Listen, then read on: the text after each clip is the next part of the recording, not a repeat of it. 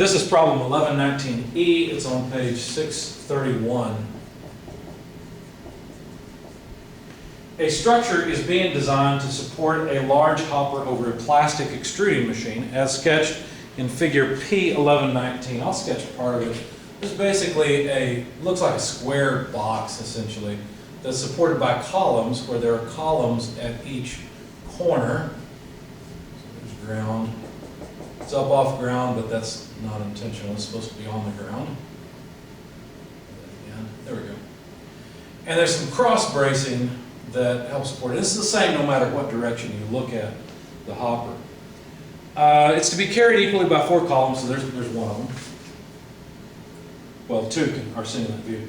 It's proposed that they be made from standard 2-inch Schedule 40. So 2-inch pipe, Schedule 40. The schedule just tells you the wall thickness. Let's see. They will be fixed at the floor. So this end is fixed, which means there can be no translation, no rotation.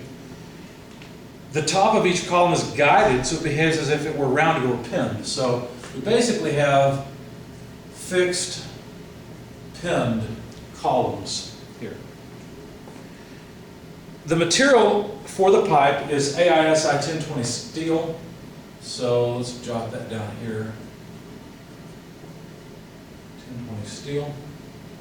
It's American Steel Institute. Let's see. And it's hot rolled, by the way.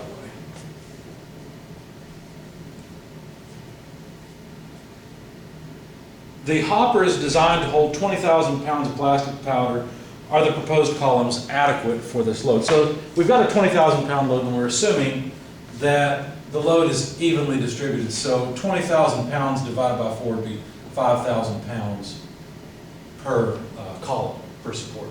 So basically we have a fixed pinned column with a 5,000 pound load. The question is, will it hold up or will it fail?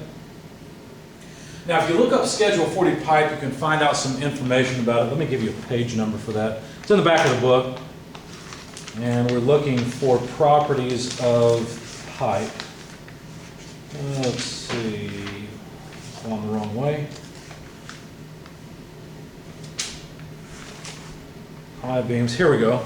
Properties of steel pipe U.S. customary units. We're in U.S. units because we've got pounds for, so we'll just go with page 710. And let's see, Schedule 40 pipe. Looks like they got 8 3/8 pipe 1 standard, pipe 2 standard is reference row I. So standard should just mean that it's Schedule 40. So the main things that we need are the radius of gyration and the cross-sectional area. The cross-sectional area you can find on that page is, move this down here. The cross-sectional area is 1.075 square inches, and the radius of gyration is 0.787 inches. All right, so the first thing I want to do is calculate the slenderness ratio. That's a ratio that is characteristic of the column, right? So I need the effective length and I need the minimum radius. Now, since we're talking about a cross-section that's the same in every orientation, there is no minimum, it's just the radius of gyration. It doesn't matter what angle I consider of the cross-section, it'll be the same. So R min is simply R, what we're given. The effective length would be the constant that changes the actual length into the effective length. And if you look this up, if you look up a fixed pin column, let's see, that's on one of these pages in the chapter. Let's see. That was near the beginning of the chapter. Page 607, the practical value was given as 80% of the column length. So K is equal to 0.8.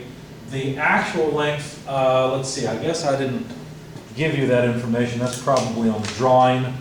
Yeah, on page 632, they show that the length of these columns, or the height, is 14 foot. So that's the actual length. So we need 14 foot divided by the minimum radius of gyration of 0.787 inches. Now notice, we have a units mismatch. The slenderness ratio should be non-dimensional, so we need to convert this 12 inches per foot. That takes care of the feet. The inches are gone. That's multiplied by. So the slenderness ratio comes out to about 170.78. And of course, it is non-dimensional. You've got to keep track of your units. Now, if you look up 1020 steel, what you'll find is that the yield strength of 1020 is 48 KSI. So now we can calculate the column constant in order to compare that to the slenderness ratio. And the equation for that, as I gave you, was 2 pi squared elastic modulus divided by yield strength. So let's see, square root 2 pi squared. The elastic modulus of steel is 30 E6 psi. In other words, 30 million or so. That's close enough for what we're doing. And the yield strength we just found was 48,000 psi. That's what 48 KSI means. Notice the psi goes away, plug it into your calculator, you find that this is 11.07, and it's non-dimensional. Now, since the slenderness ratio is greater than the column constant, then what that means is that we have a so-called long column, and we've got to use the Euler Equation.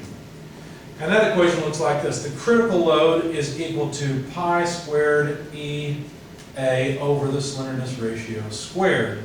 So if we plug that in, pi squared, the elastic modulus is still 30 E6 psi. The cross-sectional area is 1.075 square inches divided by the slenderness ratio of 170.78 squared. It has no dimensions, so I won't plug any in.